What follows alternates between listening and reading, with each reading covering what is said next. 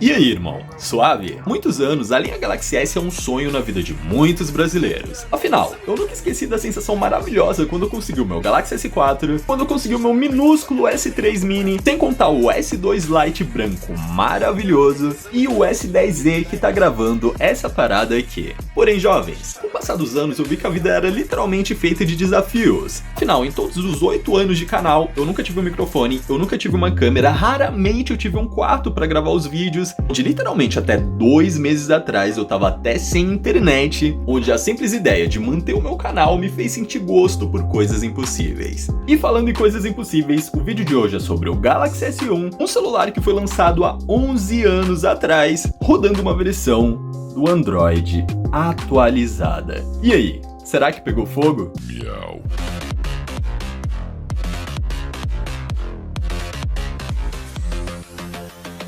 No one to cover your ass now, hey Tommy? You're going down, you backstabbing prick. This is the last dance for Lance fans.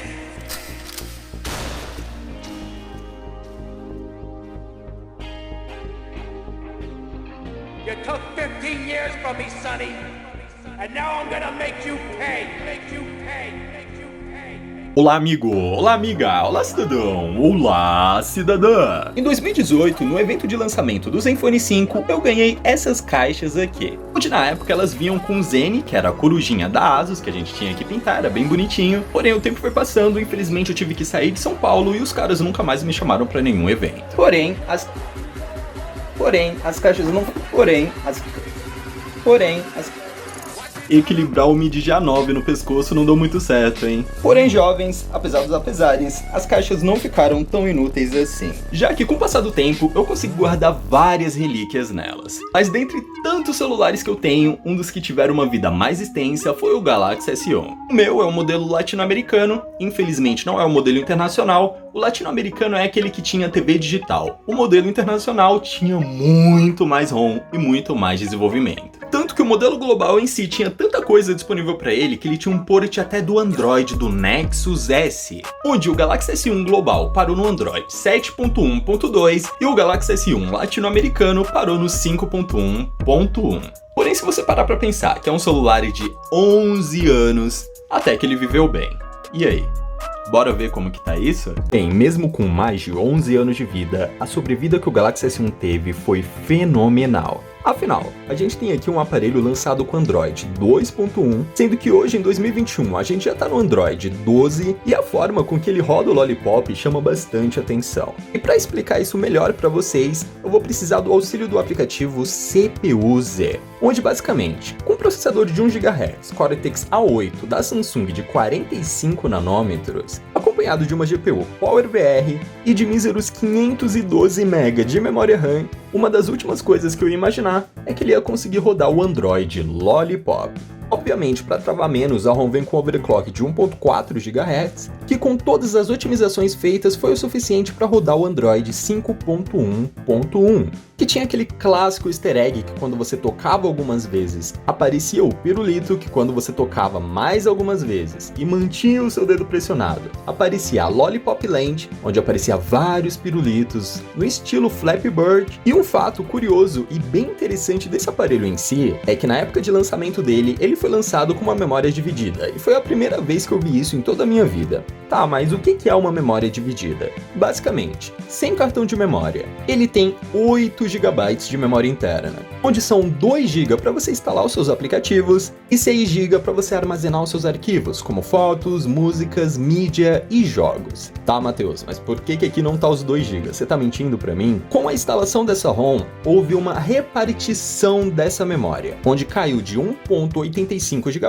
para 1.26. Com o Android Lollipop no Galaxy S1 dá para você fazer bastante coisa, como acessar o Facebook Lite normalmente, acessar redes sociais como o Instagram. Houve música no Spotify, dentre várias outras coisas. No Antutu Benchmark da época, ele fazia incrível pontuação de 4.171 pontos. Numa época que não existia o CPU-Z e a gente usava o Antutu Benchmark para ver as configurações do nosso aparelho. Inclusive, essa GPU da PowerVR manda muito bem. Afinal, é literalmente uma pena que eu esteja corrido nos últimos dias e que eu não tenha tempo para baixar um game melhor para mostrar para vocês rodando aqui. Porém, pasmem, Doodle Jump era o ápice pra mim, cara. Eu não fazia questão de gráfico, eu não fazia questão de nada. Rodei muito GTA 3, mas Doodle Jump pra mim era único. Doodle Jump e Subway Surfers. Não sei se vocês lembram. Subway Surfers tá até hoje aí, se eu não me engano. Um fato interessante é que a tela dele é uma AMOLED muito bonita. O que isso significa? Que o preto dessa tela AMOLED é literalmente preto. Não é um cinza, não é aquele azul escuro. É literalmente preto. Olha só, você não consegue ver a diferença entre a aba dos botões e a região da tela, cara. Ela era muito magnífica, ela tinha um contraste absurdo, onde desde o início a experiência das telas da Samsung já eram bem satisfatórias. Essa versão do Lollipop que roda aqui tem uma questão muito interessante, que é simplesmente a questão do Low RAM Memory Flag. O que isso significa? Basicamente aqui na barra de status, como vocês podem ver, a barra de status está preta, só que a partir do Android 4.4 KitKat, todas as barras de status são transparentes. E justamente essa questão de ocultar algumas animações, ocultar algumas sombras, ou ocultar algumas transparências que fazem o aparelho rodar melhor. Faz parte da otimização, digamos assim. Afinal, a gente tem 379 MB de memória RAM dos 512 MB de memória RAM disponíveis, ou seja, bem pouco para rodar uma versão do Android atualizada. Um fato bem engraçado foi que quando eu peguei esse S1, eu tentei instalar as ROMs do S1 Global e deu uma merda absurda, onde eu cheguei até a fazer um vídeo na época que se chama Como eu destruí o meu celular novo em menos de 2 horas, onde eu cheguei em casa, digitei lá Galaxy S1 ROM, apareceu as ROMs do Global, achei que era a mesma coisa, instalei e o meu celular não entrava mais no modo download, não entrava mais no modo recovery, onde literalmente a única coisa que me salvou aqui foi essa pecinha de ouro, que se chama JIG, J-I-G, onde basicamente em qualquer Samsung desligado, você encaixa ele, espera um pouquinho, o celular vibra e já vibra no modo download. Daí você só conecta no seu computador e faz a instalação da ROM que você quiser. Literalmente, um dos pontos tristes dessa versão do Android nesse aparelho é que você perde acesso à TV digital. Sim, ele tem uma TV digital. Afinal, não tem nenhum aplicativo de TV digital e nenhum port que seja compatível com o 5.1.1. Inclusive, olhando aqui, eu enchi um negócio de aplicativo, hein? Olha só isso. Bizarro. Uma das coisas que eu curtia muito nisso daqui é essa porta invisível. Você botava sua unha aqui, deslizava e meio que tinha uma proteção para sua entrada, onde a chance de entrar umidade ou entrar poeira era muito menor. A partir do Android Lollipop foi introduzido o Material Design, onde tudo parecia papel dobrado, cara. As animações eram muito bonitas, eu lembro que, quando fizeram a transição do KitKat pro Lollipop, e eu fui o agraciado de ter um Moto G1, cara, sinceramente, a sensação foi muito absurda. E basicamente, esse foi o vídeo de hoje. Galaxy S1 e 9000B rodando o Android 5.1.1. Eu espero do fundo do meu coração que esse vídeo tenha sido útil pra você de alguma forma. E fui. Toca aqui, irmão.